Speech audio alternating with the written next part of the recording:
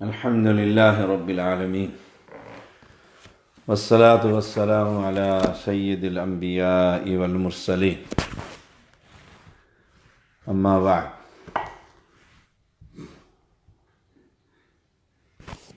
آج ہم قرآن مجید کی تفسیر کی کلاس لے رہے ہیں۔ سورۃ فاتحہ کا ترجمہ اور تفسیر چل رہی ہے۔ آج آیت نمبر ہے 3،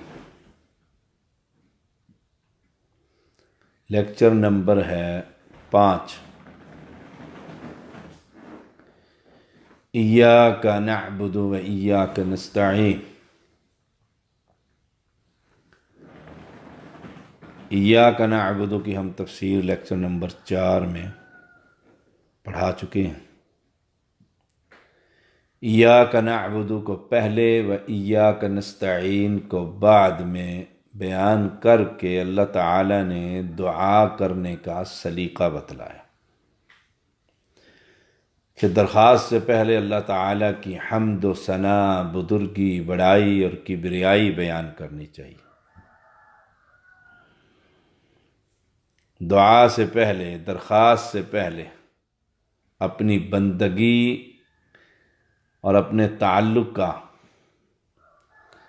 حوالہ پیش کرنا چاہیے، یعنی اپنے عمل سے پہلے اپنے عمل کے وسیلے سے درخواست کرنی چاہیے،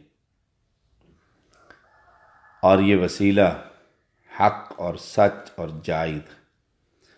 فرمایا اللہ کریم نے، ربنا اننا سمعنا منادیا ینادی للایمان ان آمنوا بربکم فآمنا ربنا فاغفر لنا ذنوبنا وکفر عنا سیئاتنا وتوفنا مع الابرار۔ آل عمران کی 193 آیت نمبر۔ اے ہمارے رب، بے شک ہم نے ایک آواز دینے والے کو سنا جو ایمان کے لیے آواز دے رہا تھا۔ للایمان ان آمنوا بربکم، کہ اپنے رب پر ایمان لے آؤ۔ فآمنا، تو ہم ایمان لے آئے۔ اب یہ ایمان عمل ہے۔ اس عمل کو پیش کر کے ربنا، اے ہمارے رب، فاغفر لنا، ہمیں بخش دے، ذنوبنا، ہمارے گناہ اور ہم سے ہمارے خطائیں دور کر دیں، ہم سے ہماری برائیاں دور فرما دے، وتوفنا مع الابرار، اور ہمیں موت آئے تو نیک لوگوں کے ساتھ۔ اللہ اکبر۔ یہ ہے صحیح وسیلہ۔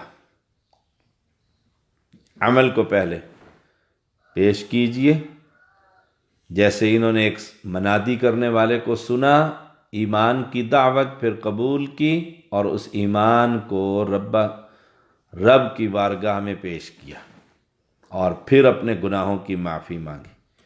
ایسے ہی وہ غار میں پھنسے ہوئے 3 آدمیوں کا قصہ، تینوں نے اپنا اپنا عمل پیش کیا تھا، اور اللہ نے ان کو نجات دے دی تھی۔ کسی شخص کا نام لے کر، کسی کا ذات کا وسیلہ دے کر، کسی شخص کی ذات اور اس کی نیکیوں کو وسیلہ بنا کر، اس کی حرمت بحق فلاں اور بحق فلاں اور بحرمت فلاں، یہ وسیلے کرنا کتاب و سنت سے ثابت نہیں۔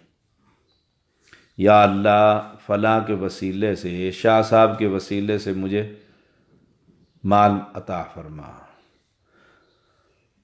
فلاں بزرگ کے طفیل اور صدقے سے میری یہ دعا قبول فرما، بحق محمد میری یہ درخواست قبول فرما،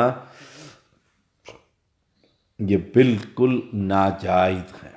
دیکھیے قرآن مجید میں اللہ کریم نے فَتَلَقَّى آدَمُ مِن رَبِّهِ كَلِمَاتٍ فَتَابَ عَلَيْهِ إِنَّهُ هُوَ التَّوَّابُ الرَّحِيمُ۔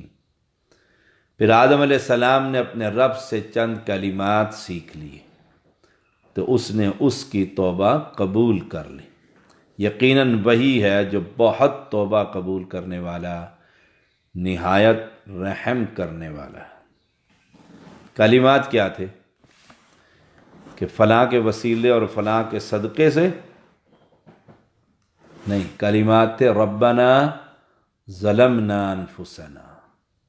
آدم علیہ السلام نے جو دعا مانگی تھی، ربنا ظلمنا انفسنا، اے ہمارے رب ہم نے اپنی جانوں پر ظلم کیا، وَإِن لَّمْ تَغْفِرْ لَنَا، اور اگر تو نے ہمیں معاف نہ کیا، نہ بخشا اور رحم نہ کیا، وَتَرْحَمْنَا لَنَكُونَنَّ مِنَ الْخَاسِرِينَ، تو یقیناً ہم ضرور خسارہ پانے والوں میں سے ہو جائیں گے۔ مستدرک حاکم میں ایک حدیث ہے، حدیث نمبر ہے 4228، کہ آدم علیہ السلام نے عرش پر لا الہ الا اللہ محمد الرسول اللہ صلی اللہ علیہ وسلم لکھا ہوا دیکھا، اور پھر یہ خیال کیا یہ تو بہت بڑی ذات ہے جس نے اللہ نے اپنے نام کے ساتھ اس کا نام لکھا ہوا ہے، پھر محمد الرسول اللہ صلی اللہ علیہ وسلم کے وسیلے سے اللہ سے دعا مانگی تو ان کی توبہ قبول ہو گئی، یہ لکھا ہوا ہے۔ امام ذہبی نے اسے موضوع قرار دیا، من گھڑت بات، جھوٹ۔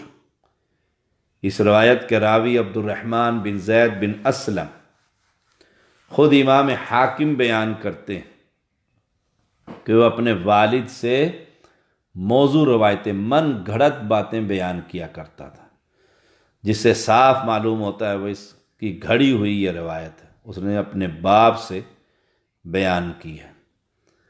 قرآن و سنت میں جتنی دعائیں آئی ہیں، ربنا ربنا ظلمنا ربنا آتنا رب انصرنی، براہ راست اللہ سے مانگنا سکھایا گیا ہے، نبی، ولی، علی کے واسطے اور وسیلے سے کوئی شے نہیں سکھائی گئی۔ ایسے ہی تبلیغی جماعت التبلیغ کی کتاب ہے فضائل اعمال، وہاں پر بھی یہ حدیث درج کی گئی ہے، اور اس حدیث کو عربی میں ادھر لکھا گیا ہے اور پھر سامنے اس کا ترجمہ کیا ہوا ہے۔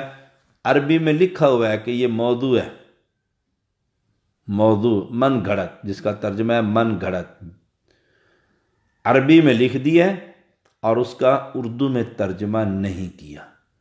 اب جو شخص پڑھتا ہے وہ سمجھتا ہے تو حدیث اور اپنا عقیدہ یہ بنا لیتا ہے کہ وسیلے سے دعا مانگنی چاہیے۔ اس طرح کا شرک فضائل اعمال میں کثرت سے موجود ہے۔ تو ایاک نعبد کے بعد و ایاک نستعین، صرف تجھ سے مدد مانگتے ہیں، تیری ہی عبادت کرتے ہیں اور تجھ ہی سے مدد مانگتے ہیں۔ آدمی یقین رکھے کہ کوئی بھی نیکی اللہ تعالیٰ کی مدد کے بغیر کوئی شخص نہیں کر سکتا ہے۔ عبادت نیکی ہے، کرے گا کب؟ جب اللہ کی مدد حاصل ہوگی، اور اللہ کی مدد حاصل نہ ہوگی تو کوئی نیکی نہیں ہو سکتی۔ مکمل طور پر اللہ کے سامنے بے بس اور لاچار، عاجزی اور انکساری کا اظہار ہے کہ اللہ ہم تجھ ہی سے مدد چاہتے ہیں، ہم اپنا کچھ بھی نہیں کر سکتے، نہ نفع دے سکتے ہیں اپنی ذات کو اور نہ نقصان سے بچا سکتے ہیں۔ ہم صرف تیری عبادت کرتے ہیں اور تیری عبادت میں اور اپنے تمام کاموں میں تیری ہی مدد مانگتے ہیں۔ تیری مدد کے بغیر ہم نماز بھی نہیں پڑھ سکتے، روزہ بھی نہیں رکھ سکتے، درس بھی نہیں دے سکتے، درس بھی نہیں سن سکتے۔ اس میں اللہ پر توکل اور تمام کام اس کے سپرد کرنے کے اعلیٰ ترین تعلیم۔ بعض سلف کہتے ہیں کہ فاتحہ قرآن کا خلاصہ، اور ایاک نعبد و ایاک نستعین فاتحہ کا خلاصہ ہے۔ ایاک نعبد کہنے سے انسان شرک سے بری ہو جاتا ہے کہ ہم تیری ہی عبادت کرتے ہیں، تو اب سب علی نبی ولی سب کی عبادتیں ختم ہو گئی، اور ایاک نستعین کہنے سے وہ اپنی قوت اور طاقت اور اختیار سے خالی ہو کر صرف اللہ پر توکل کرتا۔ اس استعانت سے مراد ان کاموں میں مدد طلب کرنا ہے جن کا اختیار اللہ نے صرف اپنے پاس رکھا ہوا ہے، کسی مخلوق کو ان کا اختیار نہیں دیا۔ مثلا ڈاکٹر جو ہے وہ دوائی دے سکتا ہے، شفا نہیں دے سکتا۔ دوائی مہنگی سے مہنگی لکھ کر دے دے گا، لیکن شفا دینے والا کون ہے؟ اللہ۔ کوئی بھی اہل خیر میں سے وہ رقم دے سکتا ہے، رقم دے سکتا ہے، پیسے دے سکتا ہے، لیکن امیری اور غربت، غنی یا فقیر کر دینا، یہ صرف اللہ کے ہاتھ میں ہے۔ ڈاکٹر علاج کر سکتا ہے عورت کا، بیوی کا، خاوند جا کر کہتے ہیں اولاد نہیں ہو رہی، علاج کر سکتا ہے، اولاد نہیں دے سکتا۔ مہنگے سے مہنگا علاج کرے گا، لیکن یہ کہے کہ میں اولاد دے دوں گا، سوال ہی پیدا نہیں ہوتا۔ یہ اللہ کے ہاتھ میں۔ ہم جوان، اسلحہ، سب کچھ تیاری کر کے میدان میں اتر سکتے ہیں، لیکن کہیں کہ اب اس کی بنیاد پر ہمیں فتح حاصل ہو جائے، نہیں۔ فتح دینے والا کون ہے؟ اللہ۔ دنیا کے ظاہری اسباب اور وسائل جو انسانوں کو عطا کیے گئے ہیں، ان میں ایک دوسرے سے مدد مانگنا جائز ہے۔ اپنے بھائی کو کہنا کہ یہ کام کر دو، جائز ہے۔ ایک دوسرے کی مدد کرنا لازم بھی ہے۔ وَتَعَاوَنُوا عَلَى الْبِرِّ وَالتَّقْوَى وَلَا تَعَاوَنُوا عَلَى الْإِثْمِ وَالْعُدْوَانِ۔ نیکی اور تقوی کے کاموں پر ایک دوسرے کا تعاون کیجیے، گناہ اور زیادتی کے کاموں پر تعاون نہ کیجیے۔ سبحان اللہ۔ افسوس اس بات پر ہے، بدقسمتی یہ ہے کہ بعض لوگ نہیں، امت کی اکثریت، اللہ اکبر، 100 آدمی کھڑے کرے تو 99 آدمی ان بزرگوں کو مدد کے لیے پکارتے ہیں جو نہ سن سکتے ہیں، نہ دیکھ سکتے ہیں، نہ آ سکتے ہیں، کچھ بھی کرنے کے قابل نہیں۔ اور ہر نمازی، ان میں سے اکثریت نمازیوں کی بھی ہے، نماز پڑھتے ہیں، اور نماز میں ایاک نعبد و ایاک نستعین، اللہ ایاک نستعین، تجھ ہی سے مدد چاہتے ہیں، لیکن یا علی مدد اور یا رسول اللہ مدد کی آوازیں بلند کر رہے ہیں، گویا اسی صورت کی اسی موقع پر نفی کر رہے ہوتے ہیں، غیر اللہ سے مدد مانگ رہے ہوتے ہیں۔ کہیں گے اغثنی یا رسول اللہ، اے اللہ کے رسول صلی اللہ علیہ وسلم ہماری مدد کیجیے۔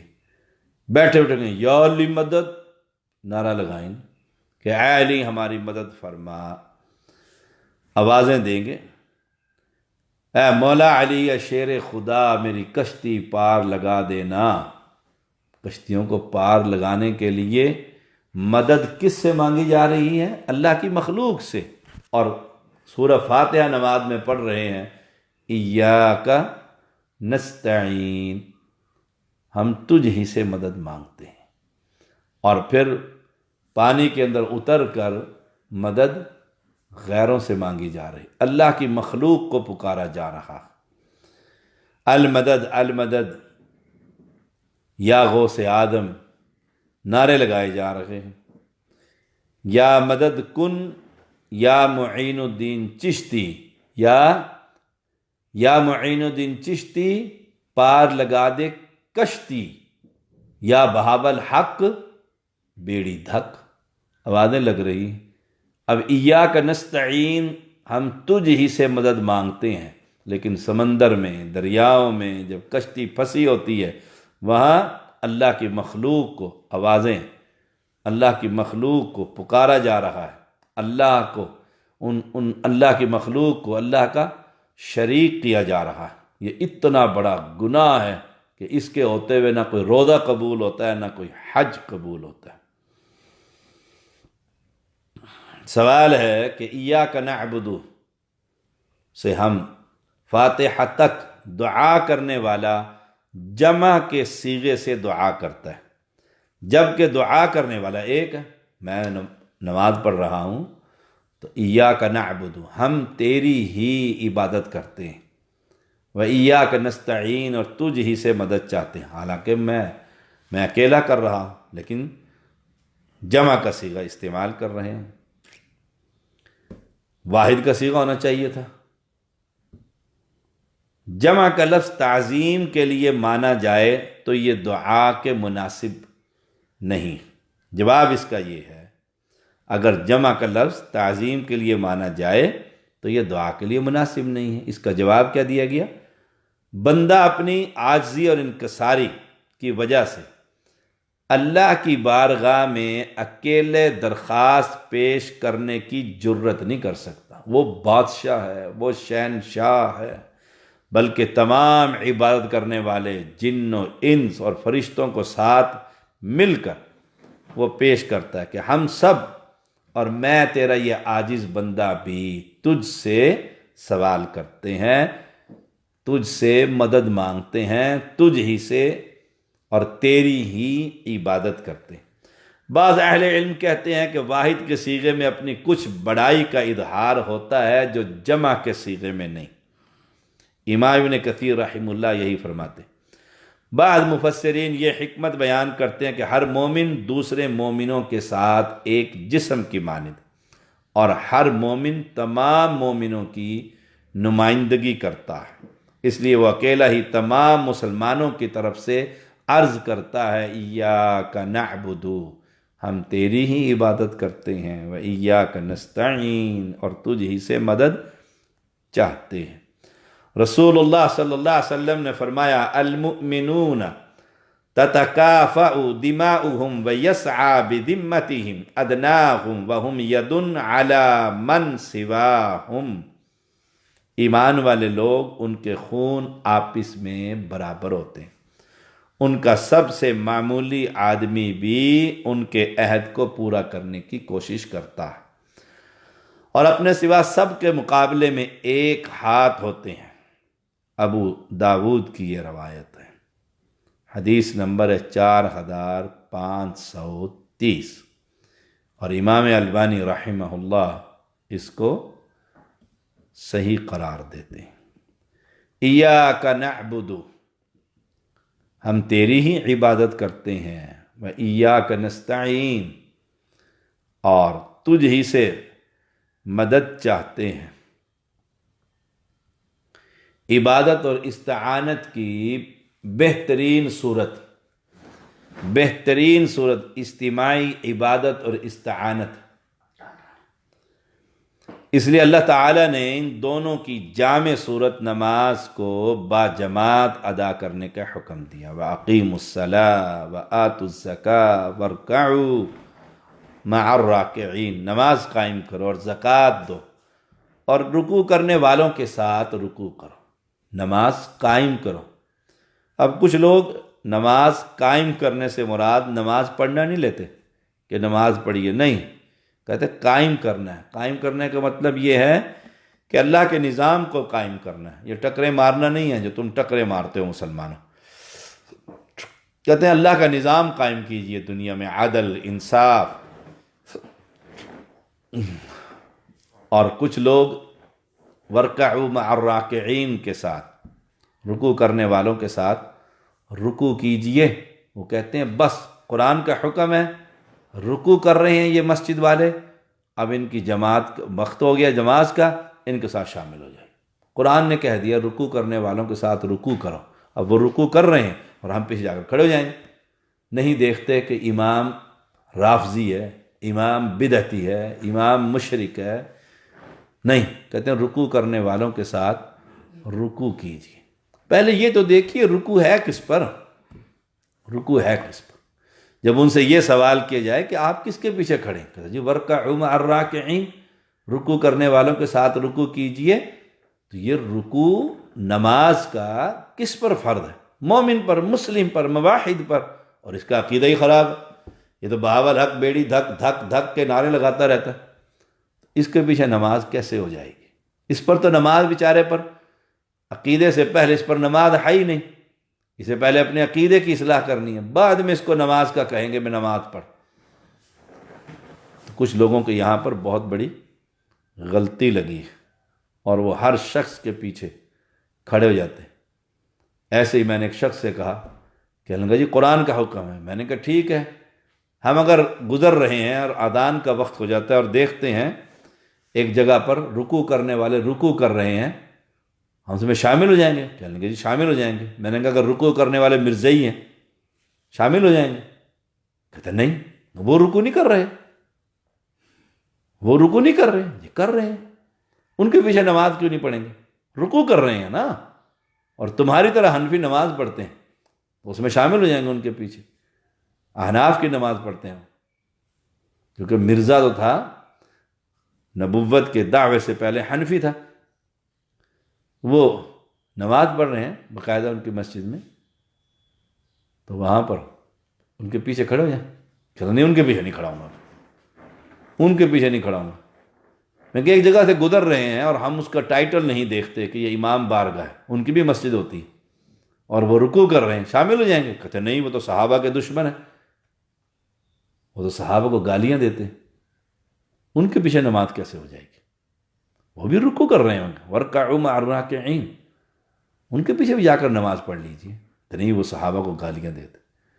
ان کا تو عقیدہ کہ علی رضی اللہ تعالیٰ انبیاء سے بھی افضل ہے، یہ ان کا عقیدہ علن اعلان بول ٹی وی پر ان کے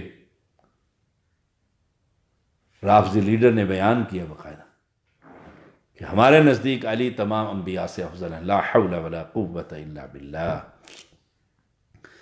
تو وَارْكَعُوا مَعَ الرَّاكِعِينَ، رکوع کرنے والوں کے ساتھ رکوع کیجئے۔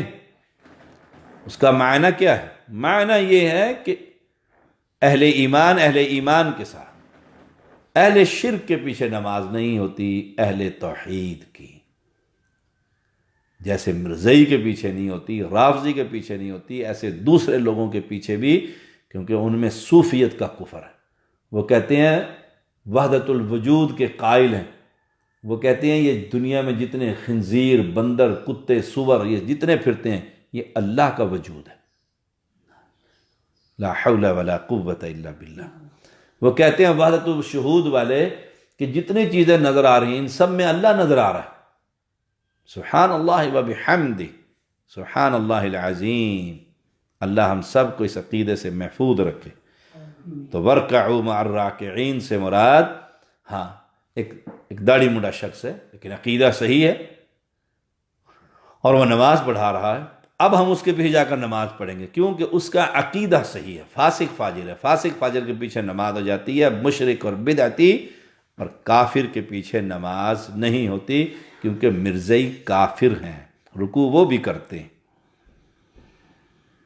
ایاک نستعین، اس میں یہ بات نہیں ہے کہ ہم تجھ ہی سے مدد مانگتے ہیں، لیکن کس چیز کی مدد مانگتے ہیں یہ تو ذکر نہیں ہے، عام بات ہے، ہر کام میں اللہ ہم تجھ سے مدد مانگتے ہیں۔ ایاک نستعین، کیونکہ کوئی بھی کام اللہ کی مدد کے بغیر کوئی نہیں ہو سکتا، کر ہی کوئی نہیں سکتا، اس لیے عام لوگ کہتے ہوتے ہیں اللہ کی مدد چاہیے، حسبنا اللہ، ہمیں اللہ کافی ہے، وَإِيَّاكَ نَسْتَعِينُ، کہ اللہ مدد فرمائے گا۔ اهدنا الصراط المستقیم، ہمیں سیدھے راستے پر چلا، ہمیں سیدھے راستے پر چلا۔ اهدنا الصراط المستقیم، ہدایت کا معنی نرمی اور مہربانی کے ساتھ راستہ بتانا، جیسے اللہ تعالیٰ نے نبی اکرم صلی اللہ علیہ وسلم کو فرمایا وَإِنَّكَ لَتَهْدِي إِلَى صِرَاطٍ مُسْتَقِيم، شورا، سورۃ شورا 52 نمبر آیت، بے شک تو یقیناً سیدھے راستے کی طرف رہنمائی کرتا، سیدھا صراط مستقیم، خط مستقیم، دو نقطوں کے درمیان سٹریٹ لائن کو خط مستقیم کہتے ہیں، یاد رکھیے گا یہ بات، دو نقطوں کے درمیان ایک نقطہ ادھر ہے ایک ادھر ہے، اس کے درمیان بالکل سیدھے خط کو خط مستقیم کہتے ہیں۔ اور جہاں یہ یوں ٹیڑھا ہو جائے گا، یوں ٹیڑھا ہو جائے گا، وہ خط مستقیم ہی نہیں ہوتا۔ اہدنا الصراط المستقیم، اب سیدھا راستہ کون سا؟ صرف محمد الرسول اللہ صلی اللہ علیہ وسلم کا، یہ سیدھا راستہ۔ جہاں ٹیڑھا آئے گا، امتی امام، امتی لوگ، ولی، اولیاء، پیر، فقیر، یہ ٹیڑھا ہو جائے گا، صراط مستقیم ہی، خط مستقیم ہی نہیں رہتا۔ اہدنا الصراط المستقیم وَإِنَّكَ، اور بے شک آپ یقیناً سیدھے راستے کی طرف رہنمائی کرنے والے۔ یہ ہدایت اللہ اور اس کے رسول اور دوسرے لوگ سبھی کر سکتے ہیں۔ ہدایت کا دوسرا معنی راستے پر چلنے کی توفیق دینا ہے، اور یہ صرف اللہ کے ہاتھ میں ہے۔ میں دعویٰ کروں گا میں سیدھے راستے پر چلوں گا، نہیں، میں اللہ کی توفیق کے بغیر نہیں چل سکتا۔ اللہ کی توفیق ہوگی، اللہ کی توفیق ہوگی تو پھر ہم سیدھے راستے پر چل سکتے ہیں۔ اللہ نے اپنے پیغمبر کو کہا اِنَّكَ لَا تَهْدِي مَنْ أَحْبَبْتَ وَلَكِنَّ اللَّهَ يَهْدِي مَن يَشَاءُ، سورۃ القصص 56 نمبر آیت۔ بے شک تو ہدایت نہیں دیتا جسے تو دوست رکھے، اور لیکن اللہ ہدایت دیتا ہے جسے چاہتا ہے۔ ہدایت کس کے ہاتھ میں ہے؟ اللہ کے ہاتھ میں ہے۔ ایاک نستعین سے سوال پیدا ہوتا تھا کہ کیا مدد چاہتے ہو؟ اللہ نے جواب یہ سکھایا کہ کہو پروردگار، ہمیں زندگی کے ہر لمحے میں، ہر کام میں تیری ہدایت کی ضرورت ہے۔ اہدنا الصراط المستقیم۔ اگر تو نہ بتائے تو ہم کسی چیز کے متعلق جان ہی نہیں سکتے کہ صحیح راستہ کیا ہے۔ اگر جان بھی لیں تو کمزوری اور شہوت اور حسد اور طمع اور بخل اور کبر کی وجہ سے، شیطان اور دوسرے دشمنوں کی وجہ سے اس صحیح راستے پر چلنا اور قائم رہنا تیری توفیق کے بغیر ممکن ہی نہیں ہے۔ تو اہدنا الصراط المستقیم، ہر کام اور ہر لمحے میں ہمیں سیدھے راستے پر چلنے کی توفیق عطا فرما۔ بعض لوگ یہاں ایک سوال کرتے ہیں کہ جب احناف بھی کرتے ہیں کہ جی آپ سورہ فاتحہ نماز میں پڑھتے ہیں؟ جی پڑھتے ہیں۔ اہدنا الصراط المستقیم کا ترجمہ کیا ہے؟ ہمیں سیدھے راستے پر چلا۔ اگر آپ سیدھے راستے پر ہیں تو پھر کیوں پڑھتے ہیں؟ اگر آپ سیدھے راستے پر ہیں، سوال تو ان کا بنتا ہے نا، تو پھر کیوں چلتے ہیں؟ تو ہم اس کا جواب دیتے ہیں، یہ سورہ فاتحہ کس پر اتری؟ کہا محمد الرسول اللہ صلی اللہ علیہ وسلم پر۔ تو محمد الرسول اللہ صلی اللہ علیہ وسلم نماز میں سے پڑھتے تھے؟ جی پڑھتے تھے۔ نبی اکرم صلی اللہ علیہ وسلم سیدھے راستے پر تھے؟ جی سیدھے راستے پر تھے۔ جب سیدھے راستے پر تھے تو نبی اکرم صلی اللہ علیہ وسلم کیوں پڑھتے تھے کہ ہمیں سیدھا راستہ دکھلا؟ تو نبی کے بارے میں کیا کہو گے؟ تو اس کا دوسرا معنی یہ ہوگا، ہمارے حافظ محمد عبداللہ بہاولپوری رحمہ اللہ ہمیں سبق پڑھاتے کہا کرتے تھے، اس کا دوسرا معنی یہ ہے کہ اللہ ہمیں سیدھے راستے پر قائم رکھ۔ ہم سیدھے راستے پر ہیں تو قائم رکھ، اگر نہیں ہے تو سیدھا راستہ دکھا۔ اگر یہ اعتراض کرو گے کہ تم سیدھے راستے پر ہو، تم کہتے ہو کتاب و سنت اور مسلک اہل حدیث سب سے اچھا اور صحیح سچا مسلک ہے، تو پھر دعا کیوں مانگتے ہو کہ سیدھا راستہ ہمیں دکھا؟ سیدھے راستے پر چلا۔ تو جواب یہی ہے کہ نبی اکرم صلی اللہ علیہ وسلم بھی تو پڑھتے تھے، تم پڑھتے تھے۔ ہمیں ہدایت پر قائم رکھ، اس کا دوسرا معنی یہ ہے انسان کو ہر لمحے کسی نہ کسی کام کے متعلق فیصلہ کرنا ہوتا ہے۔ میں نے اب یہ کرنا ہے، میں نے اب یہ کرنا ہے، میں نے اب وہاں جانا ہے، میں نے اب وہاں جانا ہے، میں نے اس سے یہ کہنا ہے، میں نے اس سے یہ چیز لینی ہے۔ تو تھوڑی سی بھی اگر ادھر ادھر ہو جائے آدمی بڑا دور چلا جاتا ہے۔ پنجابی میں کہتے ہیں ویلے دی گل تے ویلے دا فیصلہ، ویلے دی گل تے ویلے دا فیصلہ۔ 5 منٹ پہلے پہنچ جاتے تو گاڑی کو پکڑ ہی لیتے۔ تو اہدنا الصراط المستقیم، ہر وقت ہر کام پر ہم رب سے ہدایت کے طلبگار ہیں۔ یہ کہنا کہ ہم ہر وقت اور ہر کام ہر کام میں ہدایت پر ہیں، یہ تو بہت بڑی جرت کا کام ہے۔ نہیں، ہم ہر وقت اور ہر کام میں اللہ سے ہدایت کا سوال کرتے ہیں۔ اس لیے حقیقت تسلیم کرتے ہوئے اللہ کی ہدایت کے بغیر ہم کسی بھی قدم پر گمراہی کا شکار ہو سکتے ہیں۔ اللہ تعالیٰ اگر آگے پیچھے کر دے تو نہیں سیدھے راستے پر رہیں گے۔ اس لیے ہر وقت اللہ سے اہدنا الصراط المستقیم۔